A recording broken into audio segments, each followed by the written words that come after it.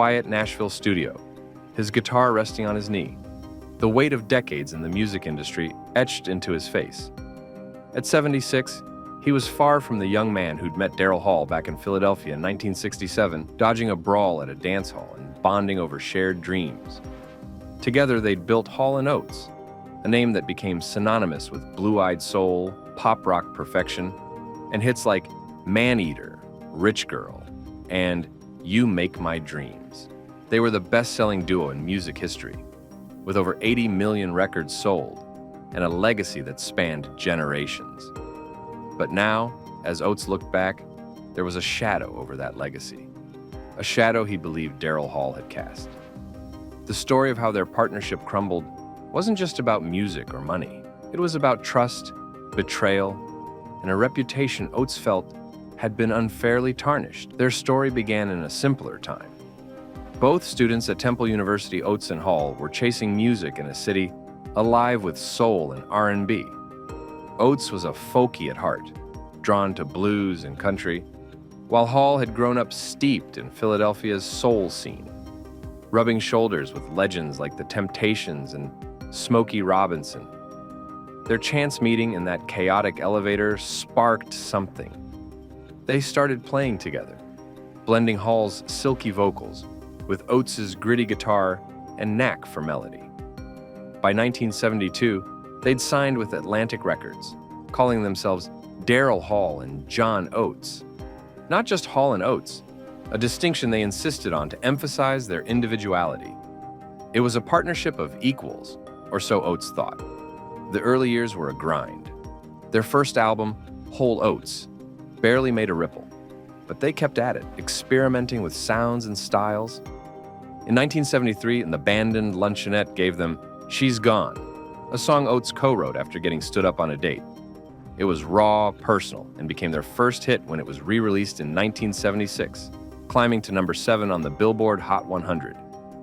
Oates remembered those days fondly, sitting with Hall, tossing ideas back and forth. No rules, just creativity. They'd sing nonsense words to find the right vowel sounds, then craft lyrics around them. It was magic, and it carried them through the 70s with songs like Sarah Smile and Rich Girl, both co-written by Oates, cementing their place in music history.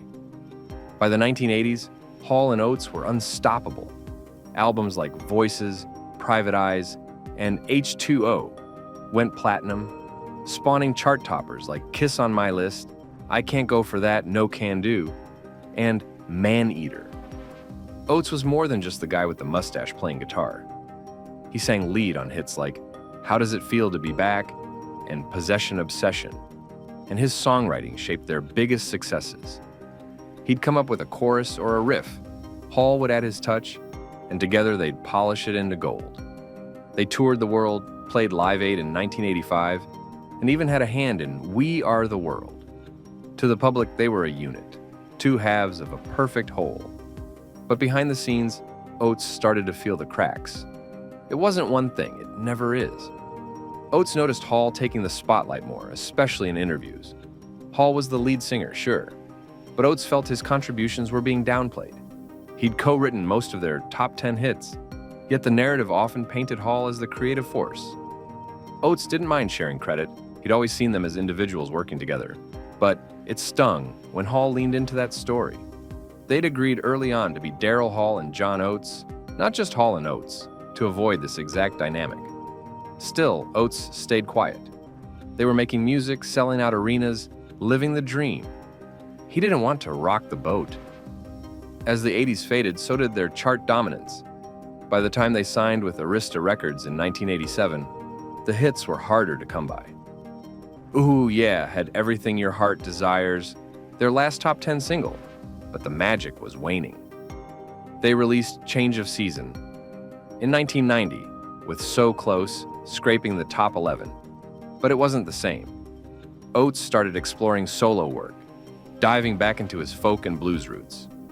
Hall, too, branched out, collaborating with artists like Robert Fripp, and later launching Live from Daryl's House, a web series that became a hit. They still toured as Hall & Oates, but creatively, they were drifting. Oates didn't mind. He figured they'd each do their thing and come back together when it felt right. The real trouble started in the 2000s. They hadn't made a full studio album together since 2003's Do It for Love. Their last joint effort, a Christmas album in 2006, felt like an obligation. Oates was content focusing on his solo career, releasing albums like Feng Shui and Arkansas, reconnecting with the music he loved before Hall. But the Hall and Oates machine kept rolling. Tours, greatest hits packages, nostalgia gigs. Oates showed up, played the hits, and left. He and Hall weren't as close as they'd been. They'd lived separate lives for years, meeting mostly on stage. Oates thought it worked fine that way. Hall, it seemed, had other ideas. In 2023, everything fell apart. Oates, frustrated by the legal complexities of their joint business, Whole Oates Enterprises, decided to sell his share. He'd seen other artists cash out their catalogs, Bob Dylan, Bruce Springsteen, and thought it was a smart move. The company wasn't making him happy anymore, and he figured Hall, who'd always wanted more control, could have it. Oates didn't expect what came next. Hall filed a lawsuit accusing Oates of the ultimate partnership betrayal. He claimed Oates had tried to sell their publishing rights to Primary Wave Music without his consent, a move Hall said blindsided him. Hall even got a temporary restraining order against Oates, painting him as sneaky and disloyal. Oates was stunned. To him, it was just business, a way to step back from a partnership that had become more burden than joy. He didn't see it as betrayal. He'd told Hall he wanted out, or so he thought. But Hall's reaction was explosive. In court filings, Hall called Oates' move clandestine and bad faith, words that cut deep. The media ate it up, splashing headlines about the end of Hall and Oates across the internet. Fans were heartbroken, but Oates felt something worse. His reputation, built over 50 years, was being dragged through the mud. He tried to explain himself.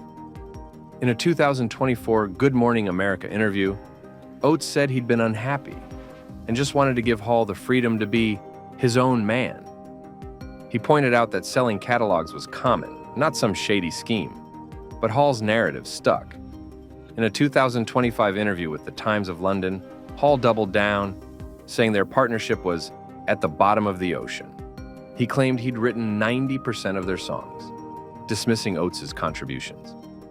Oates read those words and felt a pang of disbelief. He'd co-written Man-Eater, I Can't Go For That, She's Gone. How could Hall rewrite history like that? The fallout was brutal. Fans took sides, with many siding with Hall, the voice of their favorite songs. Social media buzzed with comments calling Oates greedy or disloyal.